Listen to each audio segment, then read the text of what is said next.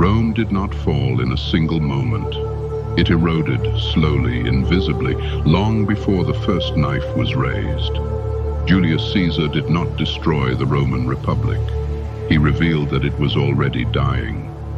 His story begins not with power, but with vulnerability.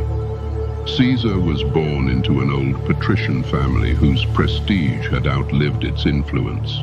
His name carried history, but not protection.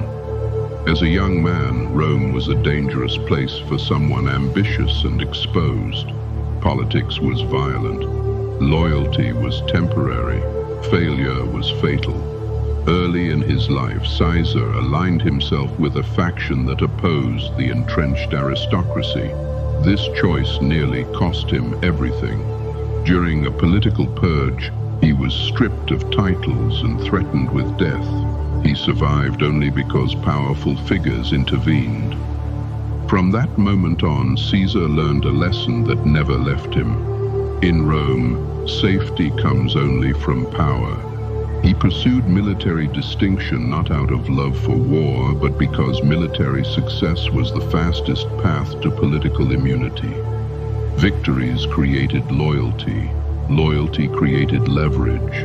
Leverage created survival. Caesar returned to Rome not as a philosopher or administrator, but as a man who understood how fear and admiration function together. He spent lavishly.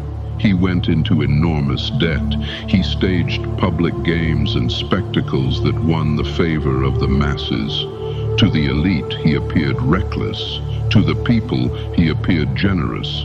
To himself, he was investing. To climb higher, Caesar formed a political alliance that temporarily stabilized Rome's chaos. It was not built on friendship or trust, but on shared ambition. Together, these men bypassed the Senate's resistance and redistributed power away from tradition and toward results. And then Caesar left Rome. He was sent to govern distant provinces, far from the political center. It was meant to sideline him. Instead, it transformed him. In Gaul, Caesar fought campaigns that would redefine Rome's borders and his own reputation. Over years of brutal systematic warfare, he conquered vast territories and subdued entire populations. These were not romantic victories. They were calculated, relentless, and devastating. But they worked. His army became fiercely loyal, not to Rome, but to Caesar personally. He paid them well. He rewarded them. He shared credit. He wrote accounts of his campaigns that shaped how Rome perceived both the war and the man leading it. While senators debated law and precedent, Caesar delivered expansion, wealth, and stability. That terrified them. The Roman Republic depended on one principle above all others. No single man must ever become indispensable.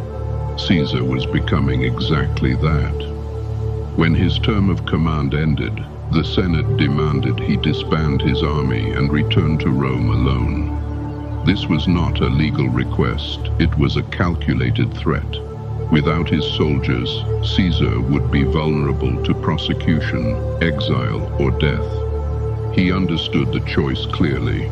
Submit and be destroyed by politics. Defy and destroy the system itself.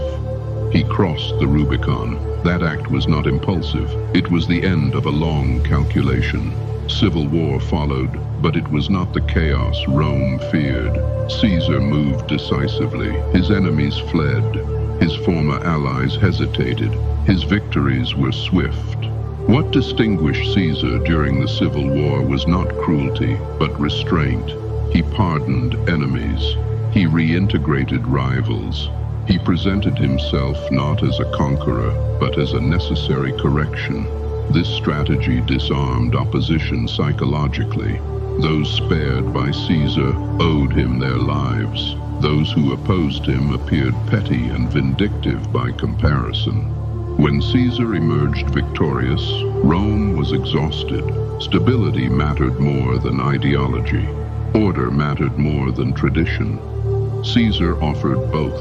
He accepted extraordinary powers, legally granted, publicly celebrated. He reformed debt laws, reorganized the calendar, expanded citizenship, and centralized administration. These were effective reforms. They worked. But effectiveness has a cost. The Senate still existed, but it no longer governed. Magistrates still held office, but authority flowed through Caesar.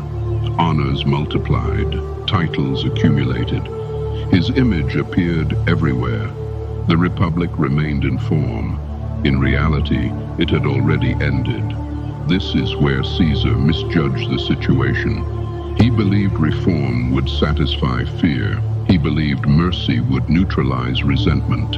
He believed success would justify itself. He was wrong. For many senators, Caesar's rule was not tyranny. It was humiliation. They had not been overthrown by force, but rendered irrelevant by competence. They told themselves they were defending liberty. They told themselves Rome was in danger. But what they feared most was becoming obsolete. On the Ides of March, Caesar entered the Senate without guards. He did not expect violence. He believed tradition still protected him. It did not. The attack was chaotic, poorly planned, desperate. Caesar was stabbed repeatedly by men he had once trusted, men who owed him mercy, status, and survival. When he saw Brutus among them, something changed. Whether he spoke or not is uncertain. What is certain is that resistance ended. He covered his face and fell. The assassins proclaimed freedom restored. They were catastrophically wrong. Caesar's death did not revive the Republic. It shattered what little authority it had left. Power did not return to the Senate. It fractured, then consolidated again, this time without restraint. Within years, Rome would accept an emperor far more absolute than Caesar ever was. The men who killed him believed they were preventing monarchy. In truth, they accelerated it. Julius Caesar did not fail Rome. He solved its problems too effectively. He demonstrated that order could exist without the old system, and once that was proven, the system could never recover. His life exposes a recurring truth of history. When institutions decay, they do not fall to monsters. They fall to men who are better at ruling than the structures that contain them. Caesar rose because Rome was broken. He died because Rome could not forgive him for proving it. And long after his body fell on the Senate floor, Rome would live in the shadow of his name. No longer a republic, but an empire shaped by the man it chose to kill.